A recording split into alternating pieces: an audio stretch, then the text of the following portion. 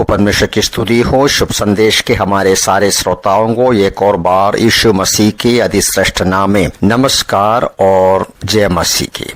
थोड़ी देर की हमारे मनन के लिए आइए निकालेंगे मत्ती रसूल समाचार 12वां अध्याय 43 से लेके 45 पद तक। Matthew's gospel chapter 12 verses 43 to 45। जब अशुद्ध आत्मा किसी मनुष्य में से निकलती है तो विश्राम की खोज में निर्जल स्थानों में भटकती फिरती है पर नहीं पाती। तब वो कहती है, जिस घर से मैं आई थी अपने उसी घर को लौट जाऊंगी। और जब वो लौट कर आती है तो उसे खाली, जाड़ा, बुहारा और सुजा सजाया पाती है। तब वो जाकर अपने से अधिक दुष्ट अन्य 7 आत्माओं को ले आती है और वे प्रवेश करके वहाँ रहने लगती है और उस मनुष्य की पिछली दशा पहले से भी बुरी हो जाती है। इस दुष्ट पीढ़ी के लोगों के साथ भी ऐसा ही होगा। प्यारो, हम देख रहे थे किस तरीके से प्रभु यीशु मसीह और फरीसी और शास्त्रियों के बीच में बातचीत आगे बढ़ा। उन्होंने यीशु मसीह से एक नया चिन्ह मांगा कि वे उस पर विश्वास करें, लेकिन प्रभु यीशु मसीह ने उसको डांटा क्योंकि वे कई चिन्हों को देखने के बावजूद भी उस पर विश्वास नहीं किया, उनका इनकार किया और उनका अपमान किया। अब यीशु मसीह एक उदाहरण बोलकर, एक मिसाल कहकर वो जो बातचीत को बंद करते हैं। यीशु मसीह कहते हैं, एक मनुष्य सुधर जाते हैं, पता नहीं किस कारण से और किस तरीके से उनके अंदर का दुष्ट आत्मा निकल जाते हैं और उनको रहने के लिए उचित स्थान नहीं मिल पाता। तो दुष्ट आत्मा वापस उनका अपना घर की ओर आते हैं। वो पाती है उसे साफ सुथरा और झाड़ा बुहारा देखता है। तब वो जाकर उनसे अधिक दुष्ट 7 और आत्माओं को लेके आते हैं और उनके अंदर वास करना शुरू करते हैं और उस मनुष्य का परिस्थिति यीशु कहते हैं पहले से बुरा बन जाते हैं। फिर यीशु ने कहा 45 पद में, इस दुष्ट पीढ़ी के लोगों के साथ भी ऐसा ही होगा।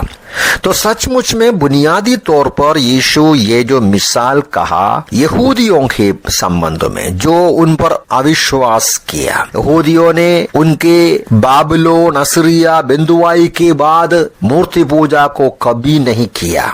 उनके बीच में कुछ सुधार आया, रूपांतर आया, लेकिन परमेश्वर के भक्तों का, नबियों का पूरा वचनों को स्वीकार नहीं किया। मसीहा उनके बीच में आने के बावजूद भी उनका इनकार किया, विश्वास नहीं किया। यीशु बोलते हैं इन यहूदियों का आगे का जीवन पहले से भी बुरा होगा। ये वास्तव में सही निकला है, सच बात है। यहाँ से हमें कई सबक सीखने के लिए है। सबक नंबर 1 ये है, दुष्ट आत्माएं मनुष्यों के साथ रहना पसंद करते हैं। हम सुसमाचार में पढ़ते हैं, यदि मनुष्यों में से बाहर जाएगा तो वो पसंद करते हैं जानवरों में रहने को। अब अजीब की बात होता है, हम देखते हैं वो दुष्ट आत्मा कहते हैं अपनी उस घर को लौट जाऊंगी, मतलब उस व्यक्ति का, उस मनुष्य का शरीर को दुष्ट आत्मा कहता है अपने उस घर। परमेश्वर बनाया हुआ मनुष्य किस तरीके से दुष्टात्मा ग्रस्त हो गया, दुष्टात्माओं का वासस्थान बन गया। बाइबल दर्शाते हैं पाप के वजह से मनुष्य जाति परमेश्वर से ज्यादा शैतान का पसंद किया, पाप को पसंद किया। और दूसरी बात यह है कि दुष्ट आत्मा शुद्ध और व्यवस्थित जगह पसंद नहीं करता। जब इस आदमी सुधर गया, उनका घर, उनका हृदय खाली है और उनका जीवन व्यवस्थित है, शुद्ध है, तो इस दुष्ट आत्मा उनके अंदर आने में या जाने में डर जाते हैं। इसीलिए वो जाकर उनसे 7 और दुष्ट आत्माओं को लेके आते हैं। तो इसका मतलब दुष्ट आत्मा गड़बड़ी पसंद करते हैं, गंदगी पसंद करते हैं, कंफ्यूजन पसंद करते हैं। जब एक इंसान सुधर जाते हैं, दुष्ट आत्मा पसंद नहीं करते हैं। नंबर 3 की बात यह होता है कि मन फिराव और सुधार या पछतावा और सुधार किसी भी कारण से हो खाफ नहीं। मनुष्य जाति स्वयं सुधर सकते हैं थोड़ा बहुत, या पुलिस को डरते हुए, समाज को डरते हुए अपने गंदे कामों को बंद कर सकते हैं। इस प्रकार का सुधार जो है थोड़े दिनों के लिए चलेगा, लेकिन यदि यीशु मसीह को सचमुच में हृदय में स्वीकार नहीं करेगा, मन का हृदय का स्वामी नहीं बनाएगा, उनके साथ सही संबंध नहीं होगा, मन फिराव या पछतावा और सुधार ज्यादा दिन आगे नहीं चलेगा। अभी नंबर 4 हम ये देख सकते हैं, हम ज्यादा दिन तक निष्पक्ष नहीं रह सकते हैं। निष्पक्ष मतलब ये जो आदमी हृदय शुद्ध किया, लेकिन उसने अपने हृदय में प्रभु को स्वीकार नहीं किया।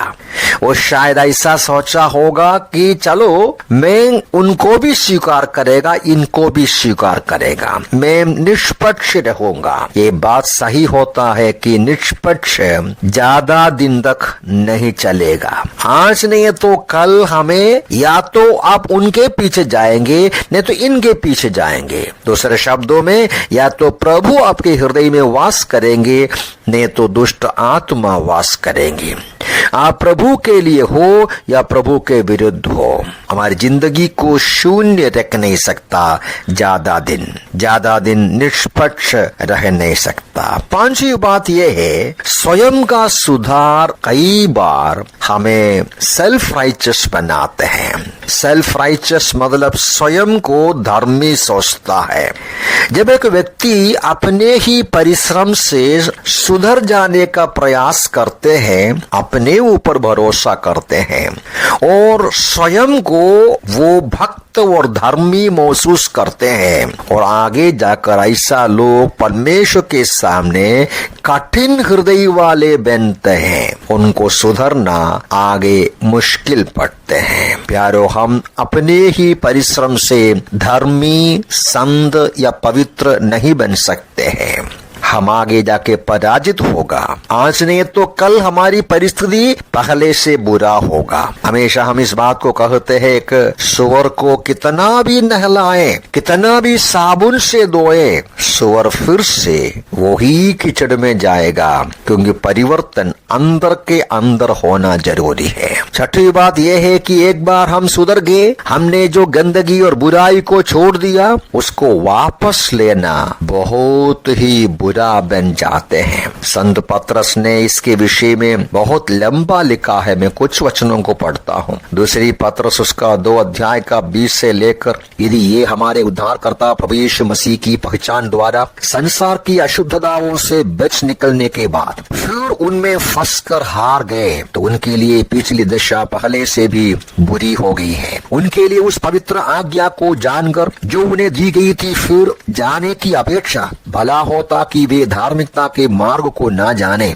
उन पर यह कहावत ठीक बैठती है, कुत्ता अपने वमन के पास लौटता है, नहलाई हुई सुअरनी कीचड़ में लौटने के लिए लौट जाती है। एक बार छोड़ा फिर से स्वीकार करना कितना बुरा है, कितना खतरनाक है ना। 7वीं बात यह है, हमारा जो सुधार और परिवर्तन केवल बाहरी रूप में होने से फायदा नहीं।